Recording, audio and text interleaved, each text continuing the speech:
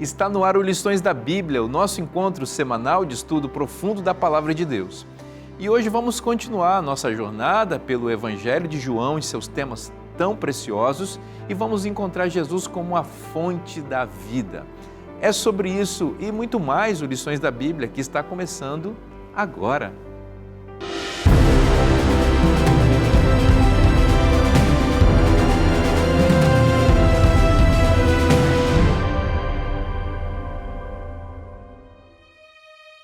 Hoje vamos falar de um setor que cuida desde o armazenamento dos materiais, como papel, caneta, até a expedição dos produtos.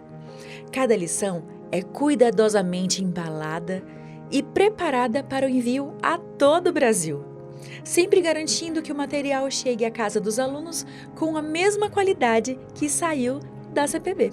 A minha gerência de logística da Casa Publicadora, compreende desde a chegada da matéria-prima aqui na Casa Publicadora, da caneta às bobinas de papel. Tudo é controlado no almoxarifado e faz parte da gerência de logística. E depois do processo produtivo, os produtos vão para a expedição. A expedição é um setor onde se armazena todo o material que na Casa Publicadora é produzido. Desde literatura, livro, panfleto, folheto, revista e a lição da Escola Sabatina também. E nesse setor é onde todo o material é armazenado. A CPB mantém um estoque de bobinas, de papéis para a confecção das lições, do guia de estudo para os irmãos das nossas igrejas. O papel está aqui porque o irmão já fez a assinatura e eu preciso garantir a lição dele para 1 ano. Praticamente nós temos aí um prazo de 3 meses para fazer a classificação, o atendimento e o envio de todos os segmentos da lição da Escola Sabatina, que foi pensada, é analisada, é feito o teste de qualidade em questão de resistência de coluna, para ver se a caixa ela realmente tem condições de suportar o envio. Por quê? Porque desde o lugar mais frio ou até o lugar mais quente ou até o lugar mais úmido, nós temos essa preocupação e esse carinho para que o material possa chegar até você, professor ou aluno, com qualidade, da mesma qualidade que foi produzido aqui também. Quando era o chefe da expedição, fazíamos muitos eventos e eu já participei do sul do Brasil ao norte, praticamente todos os estados que fizeram Casa Aberta eu participei em todos. Para mim é uma emoção quando chegava num evento, principalmente os mais distantes daqui, quando as pessoas não têm oportunidade de estar aqui na Casa Publicadora. Então, você vê os irmãos, o preparo, a dedicação, o carinho que eles têm para com as coisas da editora. Tirar uma foto com o caminhão, pedir uma camiseta de presente para ter lá de alguém da Casa Publicadora. Para mim sempre foi uma emoção muito grande e é fantástico participar, não tenho palavras para descrever. O setor de logística é o último passo antes que as lições cheguem aos alunos. Mesmo aqui, o cuidado e a qualidade permanecem. Cada processo técnico faz parte da missão de Deus, garantindo um estudo estruturado e didático da palavra através da lição da Escola Sabatina.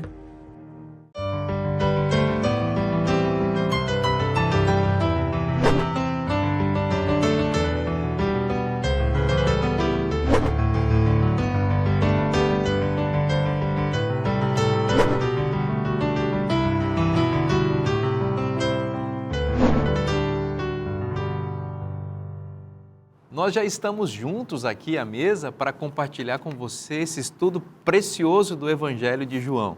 E a nossa gratidão por você nos receber sempre em sua casa ou em qualquer lugar em que você esteja assistindo esse programa agora. Eu sei que você ama a Palavra de Deus, eu sei que eu posso estar falando para professores da Escola Sabatina que acompanham o nosso programa, também professores da Escola Bíblica Dominical, amigos evangélicos, cristãos de forma geral que amam a TV Novo Tempo e o programa Lições da Bíblia. Muito obrigado pelo seu carinho. Eu quero aproveitar e convidar você a estar em uma das nossas igrejas adventistas.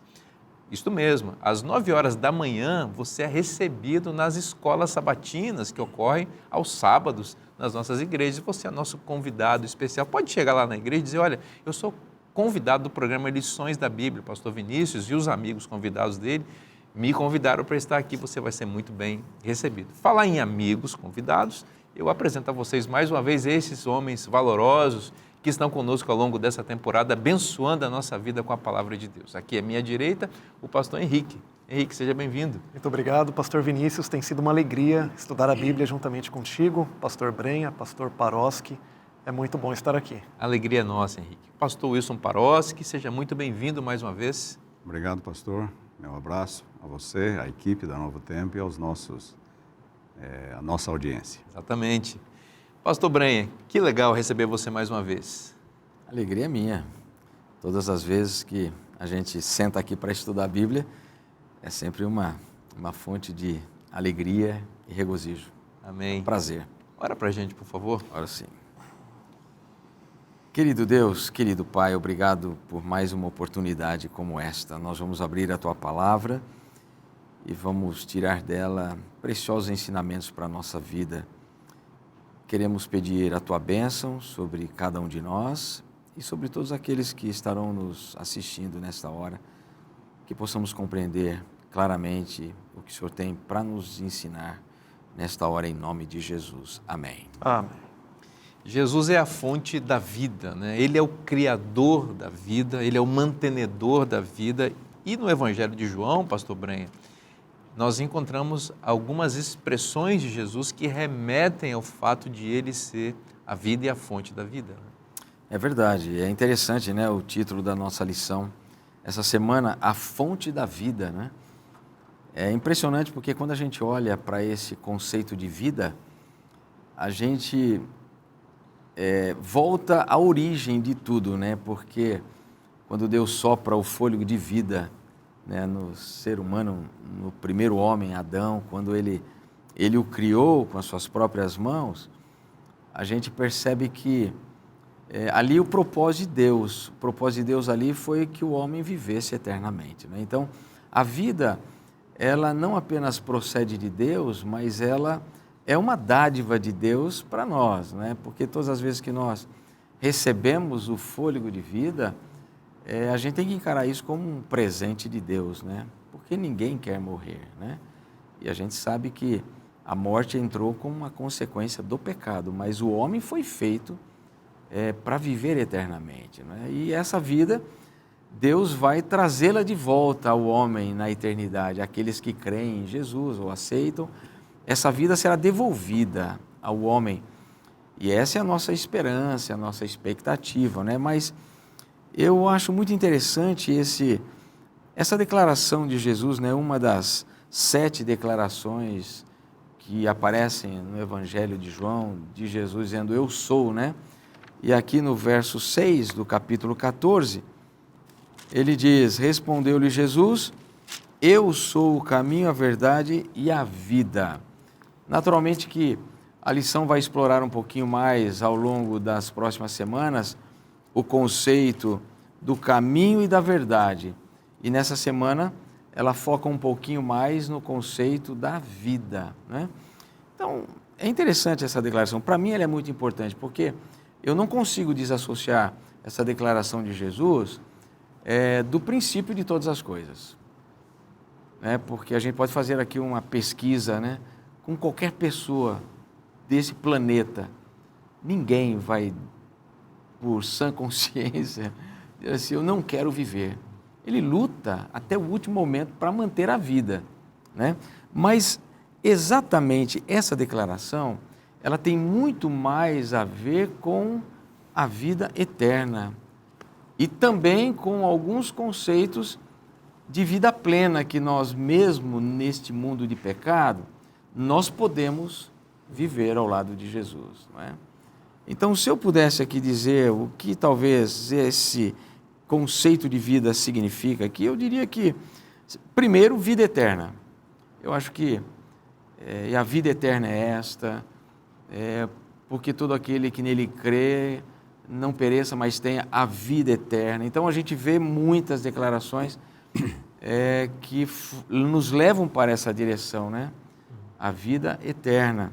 Mas eu também posso olhar para essa declaração de Jesus e perceber nela o interesse dele em que, enquanto eu não tenho a vida eterna, eu tenha uma vida abundante aqui, né? Com saúde emocional, física, espiritual. Tanto que a gente tem aquela declaração do próprio Jesus no Evangelho de João, capítulo 10, ele diz, o ladrão vem para roubar e matar, né? Mas eu, o quê? Eu vim para que tenhais vida e vida em abundância. Então, consequentemente, isso também pode significar essa vida abundante, não é? Pode demonstrar Jesus como sendo a ressurreição e a vida, pode também demonstrar aí essa fonte de vida espiritual que nós precisamos. Então, veja quantos conceitos a gente pode tirar dessa declaração de Jesus como sendo a vida, não é? E essa vida é nossa, né? Verdade. Por isso que lá, não aqui no Evangelho, mas em sua última carta, João diz assim, quem tem o Filho, tem o quê? Tem a vida. A vida. Quem não tem o Filho de Deus, não tem a vida. Então, Cristo é realmente a fonte da vida. Muito bem, pastor Paroschi, de uma perspectiva naturalista, algumas pessoas podem pensar que a vida é esse intervalo entre o nascimento e o paradoxo com a vida que é a morte, né? A expressão grega, traduzida como vida aqui também, ela permeia o nosso vocabulário de alguma forma, o estudo da vida, a zoologia, né, que vem da expressão grega. O senhor vai falar com um pouquinho mais de propriedade, com muito mais propriedade disso daí. Mas essa expressão, tanto em grego quanto em português, me parece que no Evangelho de João, como o pastor Brenha mencionou, ela transcende o aspecto naturalista, né, de uma vida que tem fim para a vida plena e abundante, que é a salvação que Cristo pode oferecer. De fato, Vinícius, vida, em primeiro lugar, é um dos temas centrais do Evangelho. E é o dom de Deus por meio de Cristo Jesus.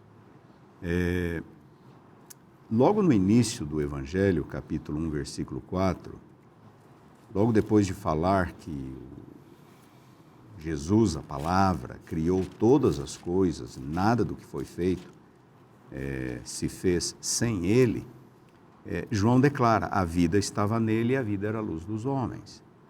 Para que ele seja o Criador, ele tem que ter vida em si mesmo, vida inerente. No capítulo 5, ele vai dizer, assim como o Pai tem vida em si mesmo, capítulo 5, versículo 26, também concedeu ao Filho ter vida em si mesmo. Então, é por isso que Jesus pode também fazer milagres contrários à natureza, porque ele tem vida e ele tem poder criador. E esta vida que está em Cristo, como você bem descreveu, é descrita no Evangelho de João como sendo, muitas vezes ela recebe um adjetivo, que é vida eterna. Vida eterna. Não é só a vida biológica, por assim dizer, mas é também vida eterna.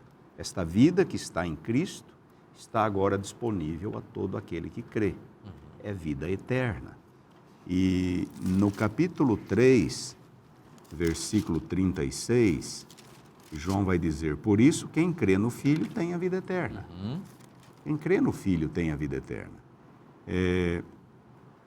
E aqui nós temos um detalhe, talvez eu me estenda um pouquinho, tá? À vontade, pastor. Nós temos um detalhe aqui que é quase que exclusivo de João.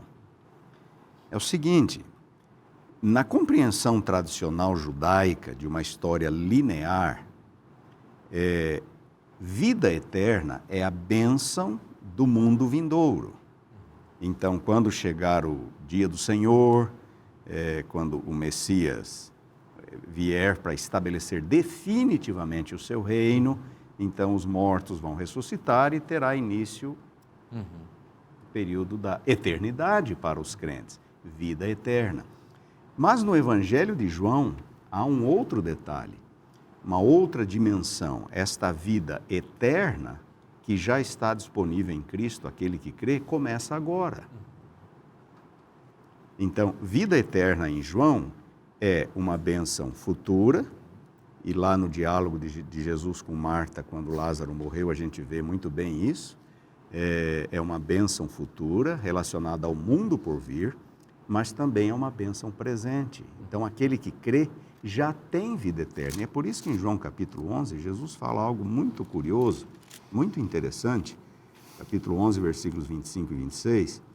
Disse-lhe Jesus: eu sou a ressurreição e a vida, quem crê em mim, ainda que morra, viverá. Essa vida futura. Mas aí ele diz assim: e todo o que vive e crê em mim não morrerá eternamente. Ou seja, ele já tem vida eterna. A vida biológica pode ser interrompida, mas ele já tem a vida eterna.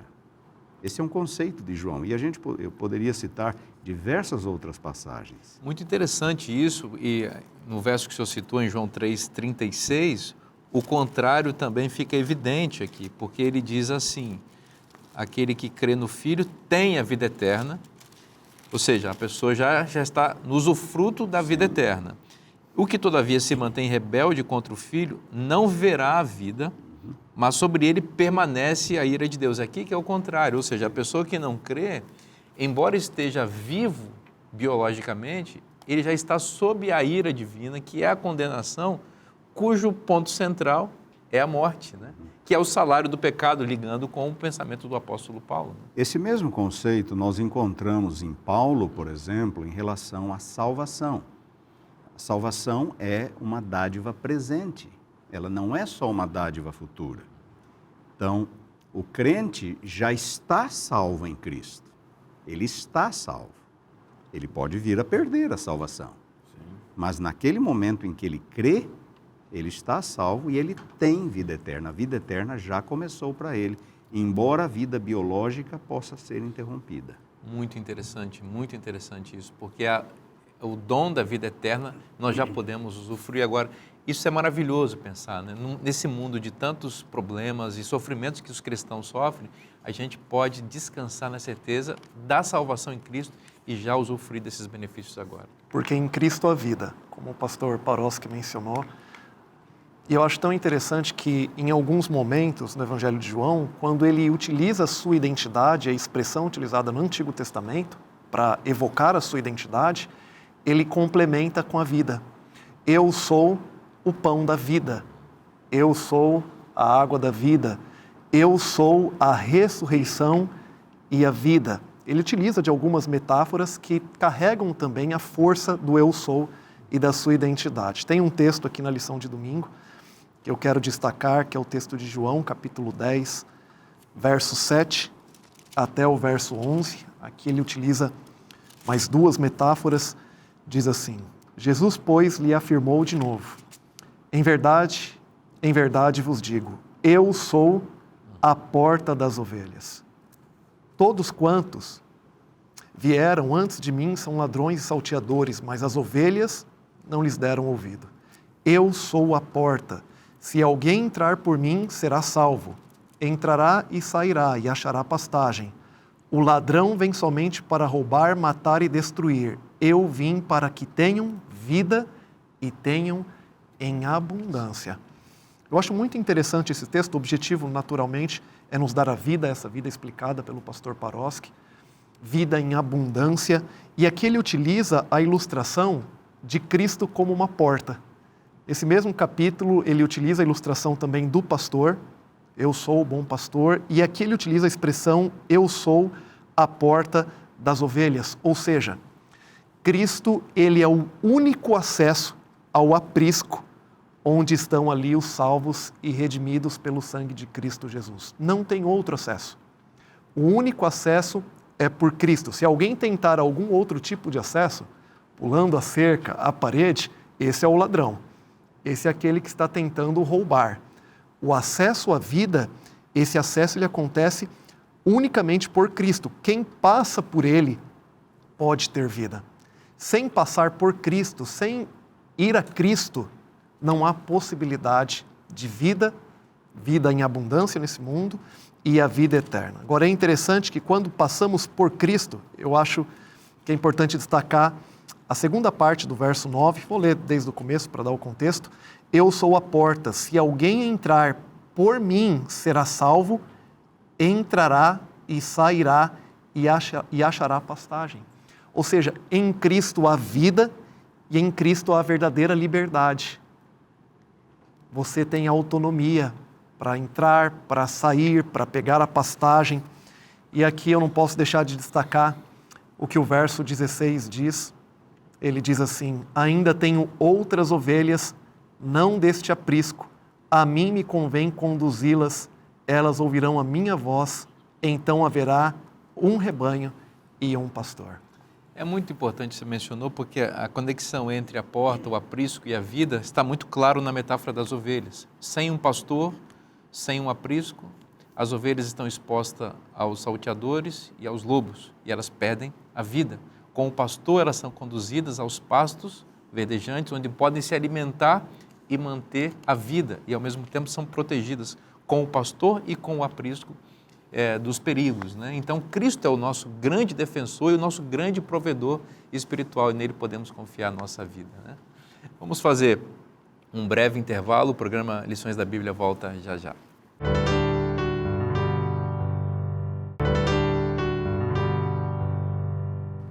Estamos de volta com o programa Lições da Bíblia para continuar estudando a Palavra de Deus com você.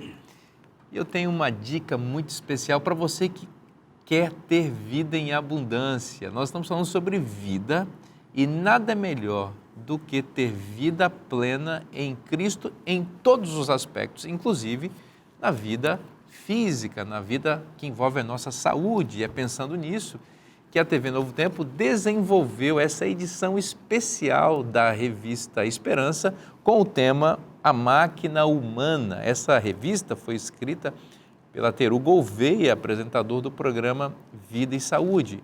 E nesta edição da revista Esperança, Máquina Humana, nós encontramos aqui algumas coisas muito importantes e necessárias sobre a saúde. Você já parou para pensar por que mesmo com o avanço da ciência, com tanta pesquisa científica, ainda nós sofremos com problemas antigos, diabetes, obesidade, hipertensão, cânceres e uma série de outros problemas?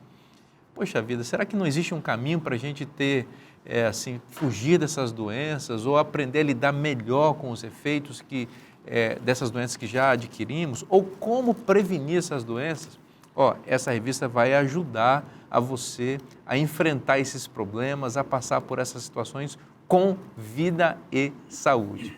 Pastor Vinícius, eu preciso muito dessa revista, então o que você está esperando? Manda agora uma mensagem para o WhatsApp que está aparecendo na sua tela. Você vai preencher um cadastro bem rapidinho e nós vamos mandar sem custo nenhum para a sua casa esta revista especial sobre saúde que vai abençoar você e a sua família. Não perca tempo, peça agora a sua revista para ter mais vida e saúde. Vamos continuar nossa conversa aqui sobre vida plena que Jesus oferece no Evangelho de João. Pastor Parossi, o que o senhor tem para nós aí? Bom, nós estamos indo para metade do estudo da nossa lição e o tema da vida eterna continua. João é o autor do Novo Testamento, o evangelista que mais cita o termo vida.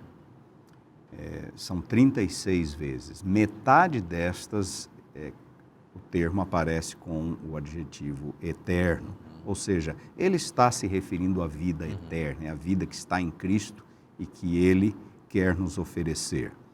Como que nós recebemos esta vida? Nós já destacamos que, já que esta vida está em Cristo, é pelo ato de crer em Cristo. E esta vida eterna começa no momento em que a pessoa crê e aceita Jesus como Salvador. Nós já citamos João 3,36, quem crê no Filho tem a vida eterna. João capítulo 5, versículo 24 é outro texto. Em verdade vos digo, quem ouve a minha palavra e crê naquele que me enviou, tem a vida eterna. Não entra em condenação, mas passou da morte para a vida. Então, esta vida que normalmente nós entenderíamos Nós só vamos receber lá no fim, quando Jesus voltar. Na verdade, está disponível agora. E como é que o que significa uma expressão? No capítulo 6, Jesus trabalha com a metáfora do pão da vida. Eu sou o pão da vida. Mas ali ele usa algumas expressões ou uma expressão que pode ser muito facilmente mal compreendida. Capítulo 6, versículos 53 e 54, ele diz, em verdade vos digo, se não comerdes a carne do Filho do Homem, não beberdes o seu sangue, não tendes vida em vós mesmos. Quem comer a carne e beber o sangue, comer a minha carne e beber o meu sangue, tem a vida eterna. E eu ressuscitarei, porque a vida biológica pode ser interrompida, mas a vida eterna vai continuar. O que significa comer a carne e beber o sangue de Cristo? Não é aqui uma referência à Santa Ceia, definitivamente. A Santa Ceia é apenas um símbolo, ela não tem poder em si para outorgar vida. Os emblemas são apenas símbolos do corpo e do sangue de Cristo. Mas aqui não é uma referência à Santa Ceia. Aqui João está falando de uma experiência profunda com Cristo. É uma internalização desse pão da vida. Nós precisamos crer ao ponto de internalizar este pão da vida. E quando fazermos isso, então nós temos vida eterna. Então esse texto não está falando de algo físico, algo fisiológico, comer, e não está fazendo uma referência à Santa Ceia, mas a uma experiência íntima, profunda com Cristo Jesus como nosso Senhor e Salvador. Sabe que tem um detalhe que os povos pagãos, bárbaros, que são canibais ou que entram na antropofagia, que é comer a carne humana, a justificativa filosófica de alguns desses povos, vamos chamar assim, é que quando você come a carne da pessoa, você se apropria das virtudes daquela pessoa. Então, eles não comem carne de gente que tem medo, de covarde, eles só comem as carnes dos heróis. E eu não sei se isso estava no imaginário presente, mas há uma conexão interessante que pode se ver aqui. Naturalmente, não comemos a carne física de Cristo, nem bebemos o seu sangue. Jesus está usando aí uma metáfora para entendermos que nós precisamos nos apropriar das virtudes totais e plenas dele, que vão resultar naquilo que só ele tem e pode oferecer, que é a vida eterna. A metáfora do comer, ela é uma continuação da metáfora do pão. Sim. Se ele é o pão, então eu preciso comer. Exato. Entende? Então é apenas a outra parte, a continuidade da metáfora em si. Eu acho que tem um ponto importante aqui. Cristo, ele não queria um grupo de admiradores ou apenas um grupo de seguidores. Ele queria um grupo que, de fato, tivesse parte com ele, que estivesse completamente comprometido com quem ele era. E à medida que eles foram conhecendo um pouco mais da natureza do ministério de Cristo, há aqui, nesse mesmo capítulo, esse momento de sacudidura, nós já comentamos em alguma outra lição, rapidamente. Jesus apresentou para eles, e estava apresentando, que apenas admirá-lo não é suficiente para ter salvação. Apenas pensar que ele é um excelente mestre não é suficiente para ter salvação. Apenas saber que ele é o caminho, a verdade e a vida. Apenas saber não é. Apenas que achar que foi um grande filósofo, um grande pensador, um grande mestre. Poxa, como é bom ler de maneira apenas devocional, apenas admirando. Ele está dizendo, isso não é suficiente. Tudo bem vocês terem isso, mas é necessário mais. É necessário um comprometimento completo comigo. E a partir do momento que eles começam a perceber o que significa esse comprometimento, o que começa a acontecer? As pessoas começam a se afastar. O verso 60 diz, muitos dos seus discípulos, tendo ouvido tais palavras, disseram, duro é este discurso, quem o pode ouvir? Verso 56, à vista disso, muitos dos seus discípulos o abandonaram e já não andavam com ele. E Jesus aproveita esse momento para fortalecer o grupo que ele usaria para mudar a história do mundo. Se vocês me permitem Claro. jogar uma pergunta aqui à mesa em relação a isso, o que foi duro para eles, especialmente o pastor Parócio? O que foi duro nesse discurso? Eles não entenderam a metáfora ou eles compreenderam o significado, associaram isso plenamente com Jesus dizendo que é o Messias? Jesus jogou pesado com eles. Jesus, desde o começo do capítulo, está censurando aquelas pessoas por eles estarem interessados apenas no pão material. Ok. E Jesus repete, vocês no dia seguinte, vocês estão aqui não porque vocês creram no sinal que eu fiz, mas vocês estão aqui porque comeram do pão e querem comer de novo. E tanto é que eles pedem um sinal para Jesus, sendo que Jesus já havia alimentado 5.000 homens, sem contar mulheres e crianças. Jesus acabara de realizar um poderoso sinal e eles pedem outro sinal. Estavam interessados era no pão material. E aí Jesus, então, entra no discurso do pão da vida para falar que ele veio para oferecer outra coisa. Ele pode operar um milagre, ele pode alimentá-los, mas o alimento mais importante que ele tem para oferecer é o pão da vida. Entende? É um pão da vida. E ele chega ao ponto de usar essa metáfora, de comer a carne e beber o sangue, para me apropriar desse pão. Foi um discurso pesado, Jesus jogou pesado com eles e eles estavam querendo alguém que os alimentasse, eles não estavam querendo esse nível de compromisso. Poxa, mas como isso é importante e atual, não é? Atual na nossa vida hoje como cristãos, né? Será que se Deus cortasse as bênçãos materiais ou dissesse, olha, vamos parar um pouquinho com essa questão que vocês estão querendo só bens materiais, saúde, e agora se concentra só na vida eterna, será que as igrejas continuariam cheias? Será que as pessoas continuariam buscando a Cristo? É uma reflexão, né, Brenha? Porque me parece que a gente está com a religião muito materialista por aí, sabe? As pessoas não estão projetando mais a esperança da vida eterna, estão se concentrando nas coisas materiais. Né? Pois é, e eles acabam deixando aí o elemento mais importante, né? Que é a fé, a confiança em Deus, a despeito das circunstâncias, né? Porque você viver uma vida cristã na prosperidade é simples. Você viver um cristianismo quando você não tem privação de nada, teu salário está legal, tua família não está passando por nenhum problema de enfermidade, você não está passando por nenhum problema relacional, você não tem nenhuma crise existencial, os teus filhos estão bem. Quer dizer, tudo isso olha-se como, enfim, uma dádiva maravilhosa de Deus. Então, olha, que Deus maravilhoso, né? Agora, se Deus realmente retivesse as bênçãos, né? Eu fico imaginando, né? Há um pensamento de Lutero, né? Você trouxe esse tema aqui, é um tema bem interessante.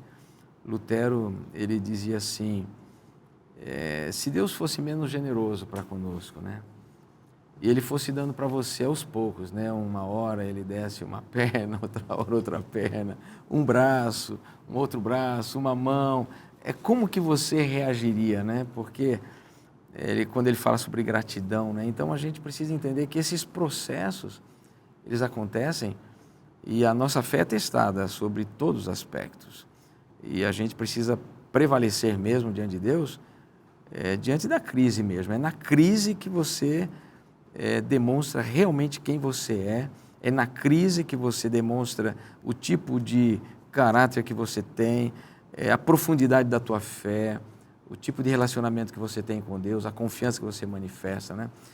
E é isso que, por exemplo, eu vejo aqui na lição de terça-feira, quando o assunto de crer e nascer de novo, ele entra em jogo aqui, né?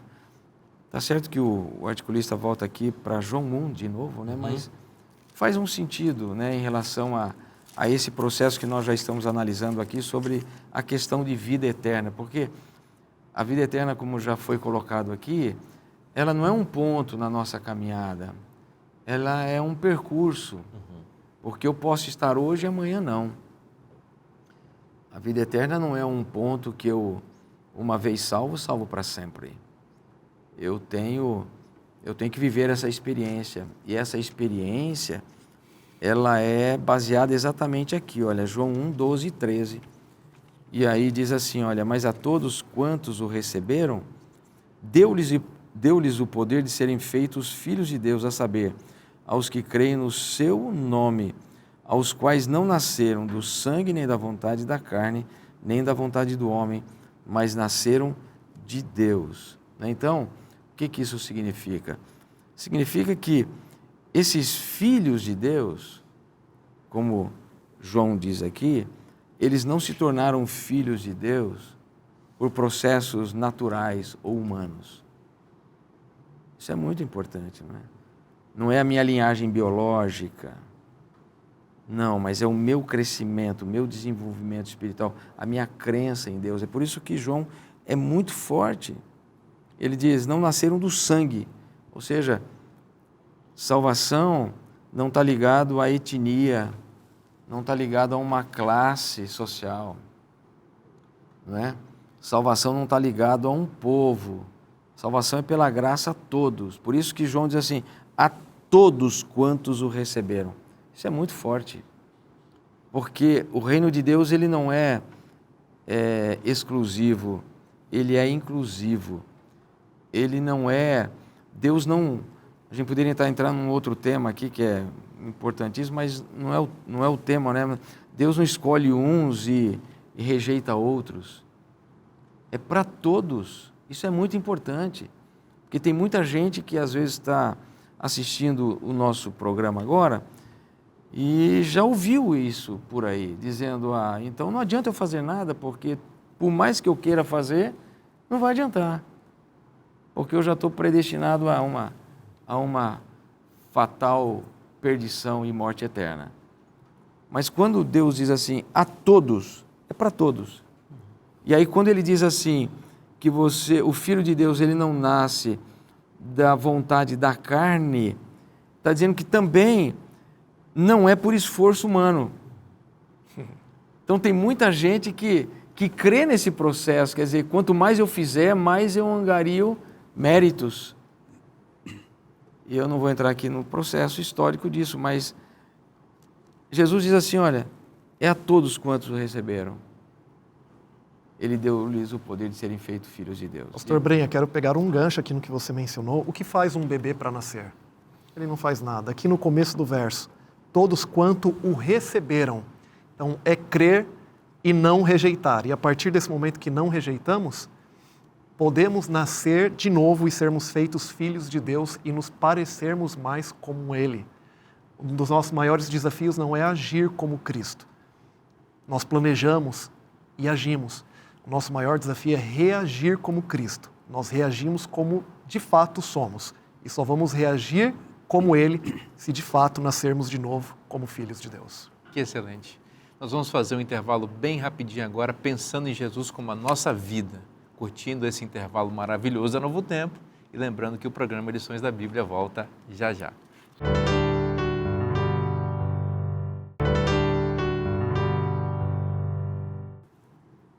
Estamos de volta agora para o último bloco do programa Lições da Bíblia e vamos continuar estudando a Palavra de Deus com você. Falando em estudar a Palavra de Deus, eu tenho uma dica muito especial para você que quer passar o ano inteiro caminhando com Jesus.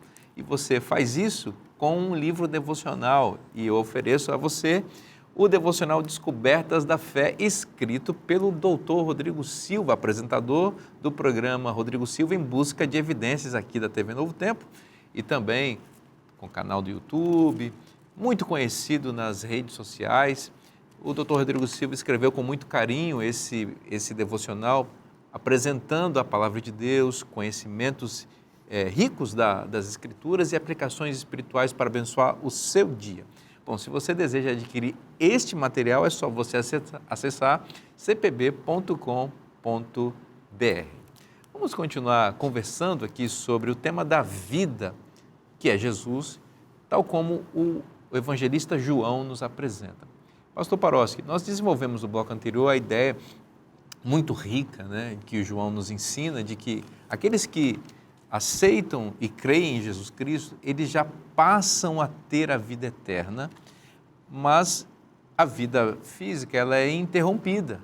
Como podemos entender essa conexão, essa relação entre a vida eterna que nós como cristãos já temos e o fato de morrermos? a vida eterna fica o quê? Em pausa nesse período aí? Como que a gente entende? Nós precisamos tomar algum cuidado aqui para não incorrermos na crença de que a alma é que vai receber a vida eterna. Na verdade, de acordo com aquilo que as Escrituras nos apresentam, o ser humano não tem uma alma, ele é uma alma vivente. E quando nós morremos, o que é a morte? A morte é a cessação da vida. Então não é algo, não há nada que fique ali latente, dormente, aguardando pela ressurreição ou aguardando pela volta de Cristo. Algumas pessoas usam muito indevidamente a expressão sono da alma. A Bíblia, às vezes, utiliza a metáfora do sono para descrever a morte. Mas isso não significa que há algo ali, de fato, dormindo. Não, não há. É só uma metáfora. É só uma metáfora. Morte é cessação da vida. E aí eu volto a uma passagem que eu já citei hoje mesmo, que é João capítulo 11, versículos 25 e 26.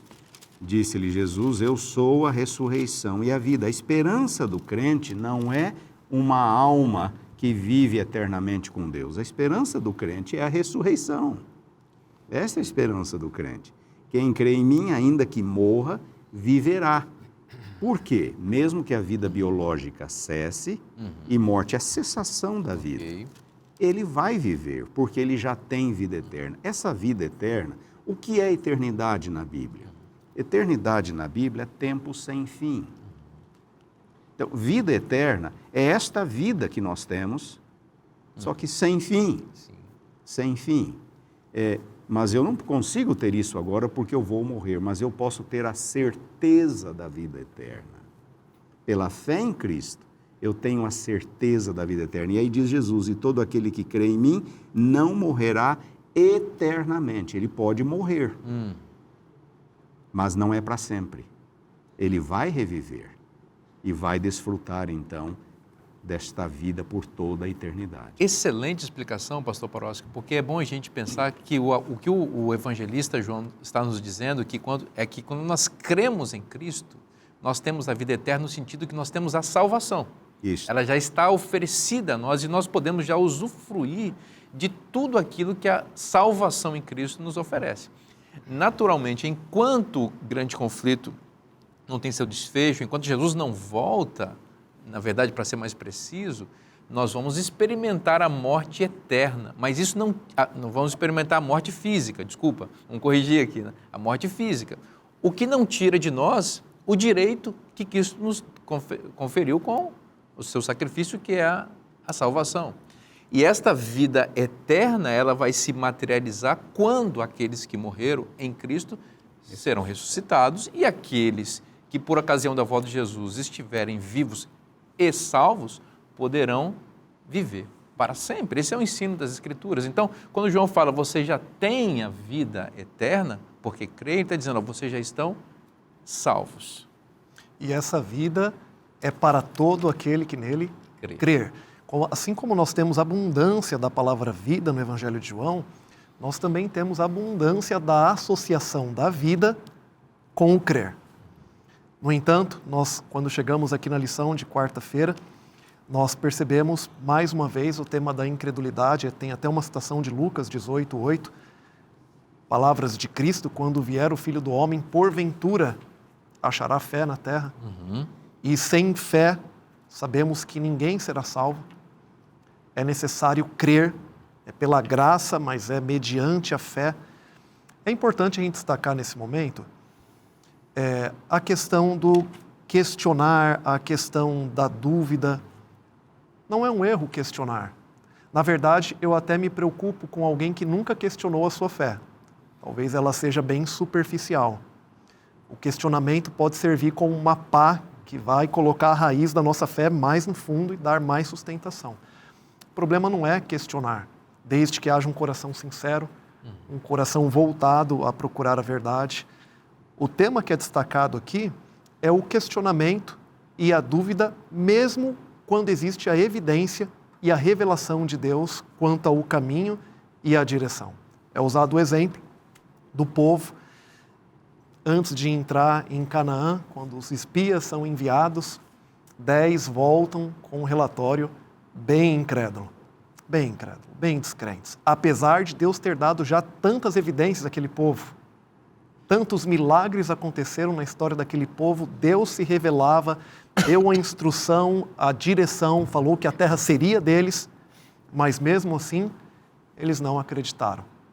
Por isso Paulo fala lá em Hebreus capítulo 3, eles não entrariam no descanso, não teriam vida. Então acho um ponto importante nós destacarmos aqui da lição de quarta-feira, antes de passarmos para a lição de quinta-feira, é que se alguém vai sofrer a condenação, não é porque Deus não foi amor com essa pessoa, não foi por falta de oportunidades ou de evidências, mas sim porque a despeito de tudo aquilo que foi revelado por Deus, ela se manifestou uma pessoa incrédula, descrente, não teve a fé que levaria ela até Cristo Jesus. Exatamente. E isso está muito claro aqui, olha, no verso 36, não é? Do capítulo 3 de João, que é a lição da quinta-feira, aonde a gente lê assim, olha, por isso quem crê no Filho tem a vida eterna, e o que todavia se mantém rebelde contra o Filho não verá a vida.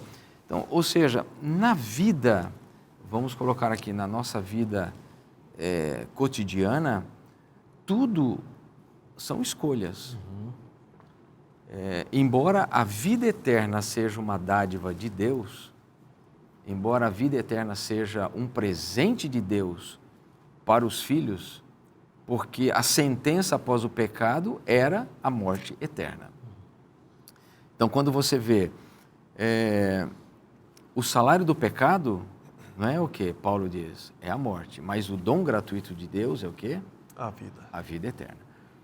Então, quando você olha por esse processo, que não é uma iniciativa, a vida eterna não é uma iniciativa do homem, ela é uma iniciativa de Deus. E Deus tomou a iniciativa e Ele nos dá isso como uma graça, como um presente. Agora, eu posso rejeitar isso. E tantos rejeitaram. A gente viu já em histórias aqui no próprio Evangelho de João, e muitos acharam duro o discurso de Cristo e abandonaram. Não seguiram mais a Cristo.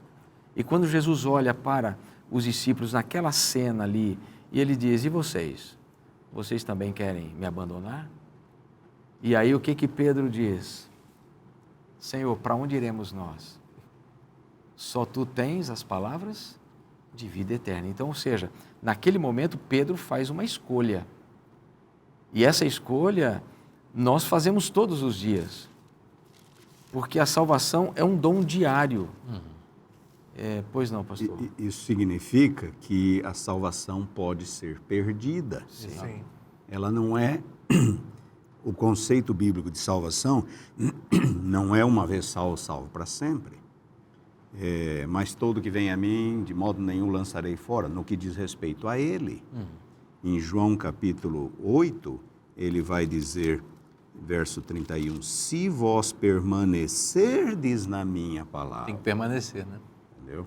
Então a salvação, não só a pessoa pode rejeitar, como ela também pode perder a salvação por negligência própria, não por causa de alguma fragilidade de Cristo. Esse texto que o senhor citou é muito importante porque ele começa com uma condicional, né? Se vós permanecerdes, o que associa a salvação a uma condição de escolha humana. Ela é graciosa da parte de Deus, mas Deus respeita as nossas escolhas. Então, a nossa salvação, ela está intimamente ligada, primeiro, ao dom precioso de Deus na pessoa de Jesus Cristo, não é?